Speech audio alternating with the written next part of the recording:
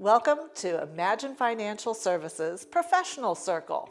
The Professional Circle is about bringing various professionals together that can have an impact on your financial well-being. For instance, we'll be having a CPA, insurance, Medicare specialists, and today I'd like to introduce you to Andrew Wertheim of Pacific Estates. He is an estate planning attorney. Andrew, thanks for joining me. I understand congratulations are in order. Thomson Reuters has listed you as top 2.5% of all attorneys, not just estate planning attorneys, but all attorneys in California. Yeah, all attorneys in Southern California, yes. Quite the honor. It turns out you can only be awarded this, Marianne, by being nominated by your peers, and then the company independently researches you. So I feel very complimented to have received this award. I love it.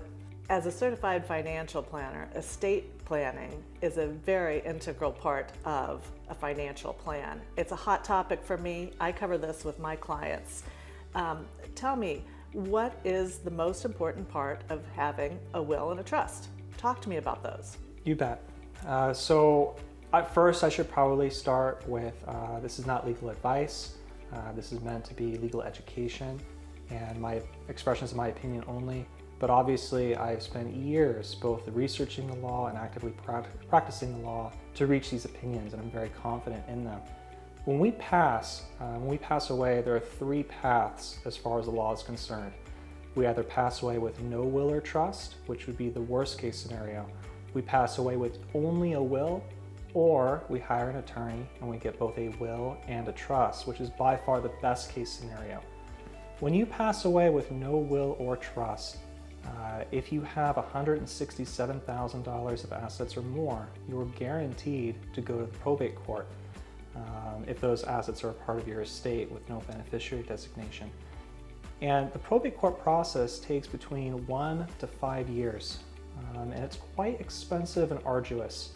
A good rule of thumb is if you pass away with a home that's worth $500,000, you should expect to pay about $30,000 in probate court fees. If you have a home with a fair market value of $1 million, you should expect to pay around $50,000 in probate court fees. Those are set by law, they're minimums, no haggling allowed. And the loan on your home does not qualify for that. We're interested in the fair market value of the home to determine those fees. The court process also causes a lot of difficulties for the family. All of your assets in your estate will be frozen for months, but your bills keep coming. So the state property tax bill, the mortgage, all the utility expenses, your family will have to personally cover all of those bills for months, hoping to be reimbursed at the end. Sometimes they are, sometimes they aren't. As you can imagine, it puts a lot of strain on a family already mourning a loss, and that's why we hear about so many family disputes happening after the passing of a loved one. But with proper counsel, we're able to alleviate a lot of those concerns. Lastly, it's not just about the expense or about the difficulty of navigating the court. It's also the fact that without a will or a trust, you don't choose who inherits from you. California chooses for you. And you may be happy with that result. They're taking their best guess, right? But oftentimes, it will be a result that you would not have wanted. The best case scenario is to hire a trust and estates attorney to do an estate plan. You want to get a will, you want to get a trust. With my firm, Pacific Estate Planning, when we write a trust, we're able to avoid the probate court process entirely. You will not pay those $30,000, $50,000 fees or more.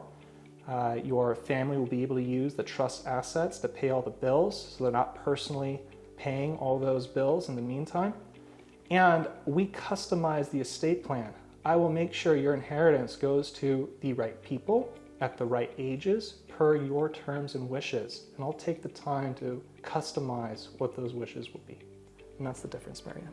Thank you. Well, Andrew, estate planning documents aren't just wills and trusts. What other documents do you include in your package? That's a very good question. I think a lot of times we have the connotation that an estate plan is about what happens after we pass away. The other half of the estate plan is very much about keeping you healthy and alive. And I'm actually more passionate about those documents than the inheritance. Of course, the inheritance is very important, but the healthcare directive and the financial power of attorney mean a lot to me. It is not a guaranteed right to have your family there at the hospital to make medical care decisions for you if you're incapacitated and can't make them yourself. We don't just abruptly pass away. Typically, we have either a physical incapacity, could be a car accident, coma, could be COVID, could be falling, breaking a hip, or mental incapacity, Alzheimer's, dementia, Parkinson's, having a stroke, whatever that is. My firm, we put in the documents needed so that your spouse or child or parent can legally sign your name. If we have a big medical bill, we have to refinance the home. We want someone to be able to sign your name, refinance the home, pay the bill, and keep you alive. Without an estate plan, you don't have that. Also, who gets to choose your doctors, your surgeries, your medicines, what hospital you're at? You need a healthcare agent under an advanced healthcare directive to do all that. And this is going to really surprise our audience, you need a HIPAA waiver, because if you arrive at the hospital unconscious and you can't sign all that initial paperwork we sign every time we go to the doctor, you don't have someone nominated to receive your protected health information. And you're really at risk of your own spouse, child, or parent calling the hospital trying to find you, and the doctor will say, I'm sorry, it's a federal crime, can't do it, can't let you in the room, you don't have an estate plan, I'm sorry. But we'll make a business decision, we'll let you know what we decide at the end. No one deserves that. So I highly suggest to get an estate plan to help you during your lifetime incapacity as well. I like how you frame that. It's not just about the inheritance that's going down the generations. It's about those documents that are important while you're alive. Andrew, time and again with my clients, I hear the horror stories about parents having nominated maybe the oldest child as the successor trustee to the estate. And then when the parents pass, everything's on that one person, and the sibling infighting starts to go on. How does this work with estate documents being in place?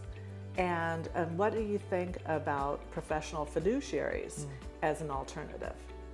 Well, I have a lot of respect for professional fiduciaries. They have a very active and well-respected role in administration of trusts and estates. They're a nice neutral third party who can help alleviate any family concerns. I do have two cautions with professional fiduciaries, Marianne. First, please interview them to ask what their fees are going to be. They do tend to charge more than a family member would, but more importantly, ask what their minimums are.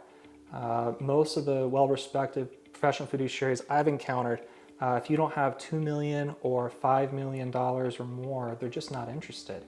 And I had a client last year where the only trustee was a bank, and the bank did not consent to act. Just because your name doesn't mean you have to accept the trusteeship. And we had to go to court to nominate a successor trustee. There were 4 family members who wanted to do it, right? But it took $10,000 to get there, and what a shame. So I see a lot of people looking for professionals because they're worried about family disputes after a passing. It's my job as an attorney to help guide the family after a death so those disputes don't happen. And usually those disputes happen because no attorney was brought in. You know, I'm a counselor of the law. I like to counsel and make sure that everyone has the information that they need and the notices they need and that there's no legal surprise. If the family reaches out to me maybe 30 days after the passing of a loved one, I can solve so many problems before they happen, and I'm confident that a family member can serve with no issue. And I'll just give one example of that. If you're a trustee or a fiduciary, you have personal liability if you make a mistake. No one expects you to know how to do this on your own. You are expected to get legal counsel. And that is an unlimited statute of limitations and unlimited liability if you make a mistake, unless the proper attorney-drafted notices are sent out to the heirs and beneficiaries. So let's say grandma passed, she left $500,000, it was to go to you and your 2 sisters, and you give all the money away. And then the IRS comes and lets you know, hey, grandma hasn't done her taxes in 6 years, we need 60 grand. you are on the hook for that $60,000. And your sisters probably won't give the money back. And can you imagine a family discussion? Yeah, but if you have proper counsel, it never would have happened. That's the value that my firm can bring. Mm-hmm. Yeah, it's going to keep the family together so that they can go back to the Thanksgiving dinner table and still get along. Exactly. Andrew, at what age should somebody start to reach out to somebody like you to have these documents put in place? I love that question, Marianne, because unfortunately most people wait until it's too late. We talk about incapacity and gradual levels of it, and usually I have people come to my office when they are after retirement, they've been diagnosed with a stroke or Parkinson's or whatever it may be, and we can help those people, but it gets complicated. When you have an estate plan, it can be challenged. Did you have the mental capacity to understand what you were signing? And even if you're right in front of me, and I know you do, how do I prove it 10 to 20 years later when you die? Very difficult. We can do it with hiring second attorneys or hiring doctors or whatever it may be, but it's so much easier. My rule of thumb is as soon as you get your first house or have your first child, you need to have an estate plan. And then at Pacific Estate Planning, we go one step further. As soon as you turn 18, I want you to get an estate plan. And for most of our listeners, that's going to sound crazy. An 18-year-old getting an estate plan?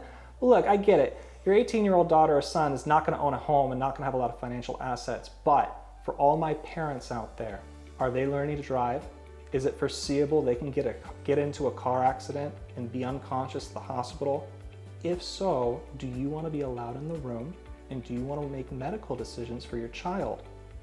For me, my daughter's only 6, but it's an emphatic yes. I do want to do that. And your 18-year-old needs an estate plan and a healthcare directive and a HIPAA waiver to do that.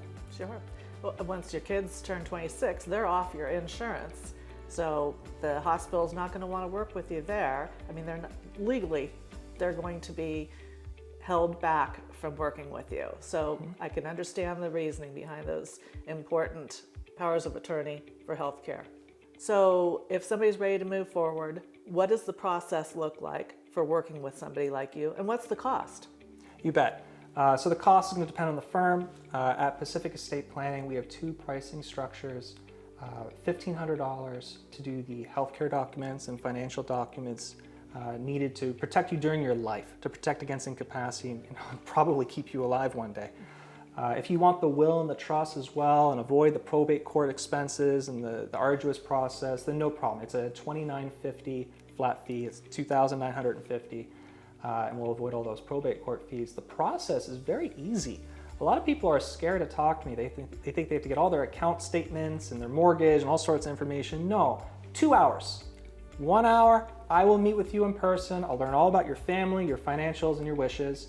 And then 1 more hour, 2 weeks later to sign the plan. And I want to take the time to explain every document to you so you know how to use it.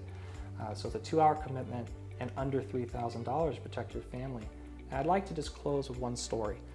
I remember when I bought my estate plan, which cost me $6,000, by the way. And I had a question for my attorney after it was done. I went to the bank, they asked me a question. It was a 30-second question, right? When I called the attorney, I got the secretary. And the secretary told me, look, the attorney's not available, she won't talk to you. But if you want to wait for an hour and a half, I'll have her give you a call. So it did. I waited at the bank for an hour and a half. She called me and she said, look, if you give me $400 and give me your credit card right now, I'll answer your question. And what was I supposed to do, right? So I did. I paid her another $400. And she answered the question within 30 seconds. And it made me so mad that I went and took the bar exam, became a trust and estates attorney, and I make you 2 promises. 1, you will always get my cell phone. You call me anytime, and then no secretary to block the call. And 2, I will never charge for a call like that. I want to be different, and many attorneys do. That sounds like a great philosophy for your business that's going to keep your clients coming back and happy. Yeah, it's worked very, very well. Good for you, Andrew. Thank you. Thanks for having me, Marianne. You bet. Thanks for joining me on Professional Circle by Imagine Financial Services. If you enjoy learning about different financial topics that can impact your financial well-being, hit that subscribe button below because different content will be uploaded on a regular basis, and I'd like to have you stay in the loop and informed. Thanks so much.